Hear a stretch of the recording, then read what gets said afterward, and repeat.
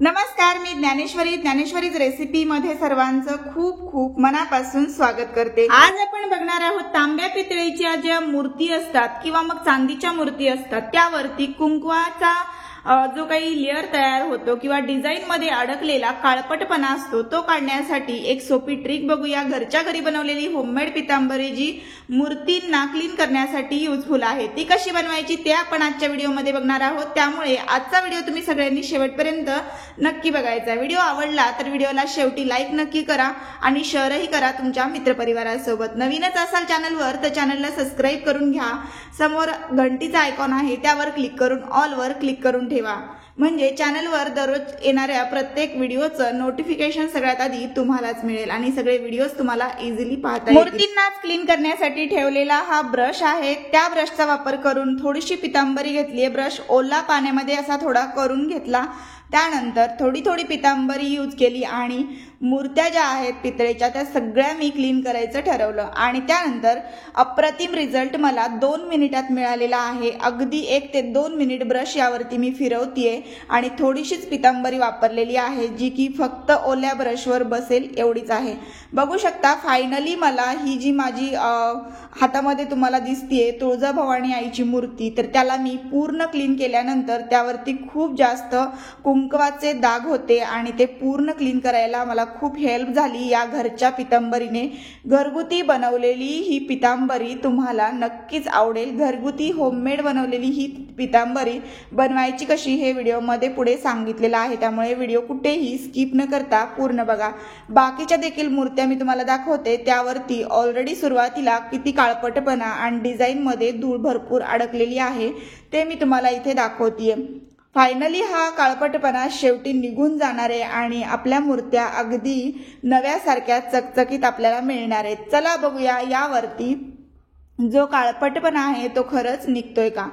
Brush वरती थोडा थोडा पितांबरीचा असा लेयर घेऊन आपण या मूर्त्यांवरती लावून ठेवायचा आहे। साईडला ठेवून जरी नाही दिलं तरी लगेचच तुम्ही याला वॉश केलं तरी रिझल्ट मात्र 100% मिळणार आहे। अर्थातच घरच्या घरी किचन टिप्स वापरून आपण इथे एक अशा प्रकारचं प्रोडक्ट तयार केलेला आहे की ज्यामुळे आपल्याला मनी सेव्हिंग होणार आहे। घरच्या घरी बनवलेली होममेड पितांबरी कोणाला आवडणार नाही, सगळ्याच गृहिणींना नक्कीच आवडेल।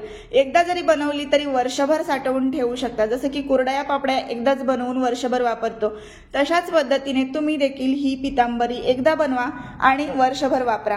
तर या पद्धतीने मी देखील देवांसाठी मूर्तींसाठी मला लागते म्हणून मी ही पितांबरी बनवून ठेवलेली आहे जी मला वर्षभर आता वापरता येणार आहे। तर मूर्त्या स्वच्छ करून 1 बाय 1 मी तुम्हाला सगळ्या दाखवते आणि रिझल्ट तुम्ही बघितल्यानंतर बघा इथे अगदी चकचकीत आणि नव्यासारखी मूर्ती दिसते गणपती बाप्पाची। सेम पद्धतीने बाकीच्याही मूर्त्या मी क्लीन केल्या आणि फायनली मला याचा रिझल्ट छान मिळाल्यामुळे खूप जास्त आनंद झालाय की आता पहिली जी पितांबरी मी बनवलेली होती तर ती देखील खूप जास्त युजफुल होती। पण खूप जणांनी कमेंट मध्ये असं बोललं होतं की आम्ही पण ही पितांबरी बनवली खूप छान झाली आणि 1-2 जणांनी असं बोललं होतं की पितांबरी आम्ही बनवली पण त्याचा रिझल्ट आम्हाला तुमच्यासारखा मिळाला नाही आणि फायनली पितांबरी तुमच्यासारखी तयार झालीच नाही। तर तुम्ही जे इन्ग्रेडियंटचं प्रमाण मी सांगितलेलं असतं व्हिडिओमध्ये तर ते अगदी परफेक्ट आणि व्यवस्थित बघून जर घेतलं तर तुमची सुद्धा पितांबरी नक्कीच अगदी परफेक्ट तयार होणार आहे आणि रिझल्टही परफेक्ट तुम्हाला जसा हवा तसं देईल। तर त्यासाठी व्हिडिओ जो आहे तो केअरफुली बघणं गरजेचं आहे। त्यामध्ये घेतलेलं जे पदार्थ आहे त्याचं प्रमाणही महत्त्वाचं आहे आणि ते जर योग्य असेल तर नक्कीच युजफुल आणि इफेक्टिव्ह अशी पितांबरी तयार होतेच होते। फायनली तुम्ही सुद्धा आजची ही पितांबरी बनवल्यानंतर तुम्हाला रिझल्ट तर दिसेलच पण त्यानंतर तुम्हाला हे पण लक्षात येईल की घरच्या घरी किचन मधल्या काही वस्तू आहेत ज्याला खर्चही केलेला नाही तर अगदी मनी सेव्हिंग किचन टिप आहे आणि क्लिनिंगची ही टिप आहे।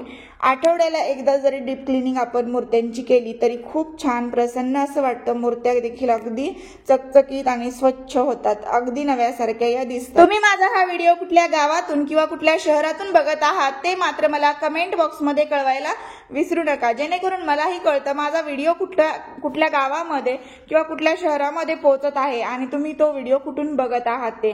चला तर मग आता आपण पुढचा जो व्हिडिओचा पोर्शन आहे तो पटापट कव्हर करूया आणि मी या मूर्त्या आहेत त्या ब्रशने क्लीन करायला का सांगितलंय, कारण यामध्ये खूप गणपतीची मूर्ती बघताय तुम्ही समोर आणि खूप बारीक बारीक अशी डिझाईन आहे ज्यामध्ये आपल्याला हाताने किंवा स्क्रबरने त्याला क्लीन करणं पॉसिबल नाहीये। जरी तुम्ही ब्रश वापरला तरी तो देखील न्यू असणं गरजेचं आहे किंवा कायमस्वरूपी आपण मूर्त्यांना क्लिनिंगसाठी एखादा ब्रश जो आहे तो ठेवू शकतो आणि वारंवार जेव्हा आपल्याला मूर्त्या क्लीन करायच्या असतात त्यावेळी त्याच ब्रशचा वापर करू शकतो। या पद्धतीने मीही या ब्रशचा वापर वारंवार करते। तर बघू शकता इथे मी घेतलेल्या आहेत या सगळ्या मूर्त्या क्लीन करून आणि मला क्लीन केल्यानंतर तुम्हाला दाखवताना ह्या किती चमकत आहेत नक्की बघू शकता। तुम्हाला आजचा व्हिडिओ जर युजफुल वाटला किंवा आवडला तर कमेंट नक्की करा, कारण की तुमच्या कमेंटमुळे मला खूप जास्त उत्साह येतो पुन्हा नवीन व्हिडिओ बनवण्यासाठी। तर नक्कीच कमेंट करायला विसरू नका। कशी झाली पितांबरी तुम्ही बनवल्यानंतरही पुन्हा येऊन कमेंट केली तरी चालेल, इफेक्टिव्ह झाली की नाही ते मात्र कमेंट बॉक्समध्ये कळवा। तुमच्यासाठी माझा व्हिडिओ किती युजफुल ठरला हे देखील मला खूप जास्त कळणं गरजेचं वाटतं आणि तुमचा वेळ वाया जाणार नाही याची देखील मी काळजी घेते, कारण की आता इथे मी क्लिनिंग सगळंच दाखवत बसले तर तुमचा नक्कीच वेळ वाया जाईल। तर फायनली इथे मी मूर्त्या सगळ्या स्वच्छ केलेल्या आहेत। तर इथे नव्यासारखी मूर्त्यांची क्लिनिंग झालेली आहे की नाही मला नक्की कमेंट करा। आणि आता बघतोय आपण ही पितांबरी नेमकी बनवली कशी होती ते। तर इथे बघू शकता जी माझी जास्त डिफिकल्ट जाणारी म्हणजे क्लिनिंगसाठी जी मूर्ती होती ती म्हणजे भैरवनाथाची होती। त्यावरती भरपूर डिझाईन होती घोड्यावरतीही आणि त्याच्यावरती जे पूर्ण डिझायनिंगचं बारीक काम होतं तर ते खूप जास्त क्लिनिंगला कठीण होतं, पण ते सुद्धा याने इझिली मला पॉसिबल झालंय। तर या पितांबरीचीच ती कमाल आहे। नक्कीच तुम्हीही आश्चर्यचकित व्हाल जर ही पितांबरी बनवाल तर।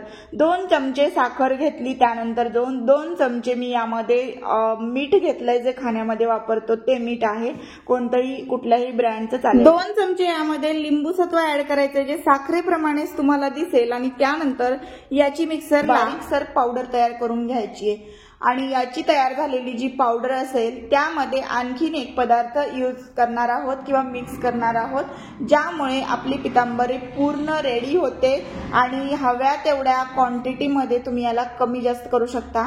जर एका वाटीभर पिठाची आपण बनवत असू तर हे प्रमाण घ्यायचंय, कोणतं पीठ घ्यायचं तेही सांगते पुढे। आणि जर 2 वाट्या पिठाचं प्रमाण असेल तुम्हाला क्वांटिटी वाढवायची असेल तर या दिलेल्या ज्या साहित्याचं प्रमाण आहे आत्ताचं जे वाटीमध्ये आता मिक्सरला फिरवायला घेतलंय त्याचं प्रमाण डबल करावं लागेल तुम्हाला। तर ते पिठावरती डिपेंड आहे किती वाटीची बनवताय। 1 वाटी गव्हाचं पीठ मी घेतलेलं आहे आणि त्यासाठी हे प्रमाण वापरलंय।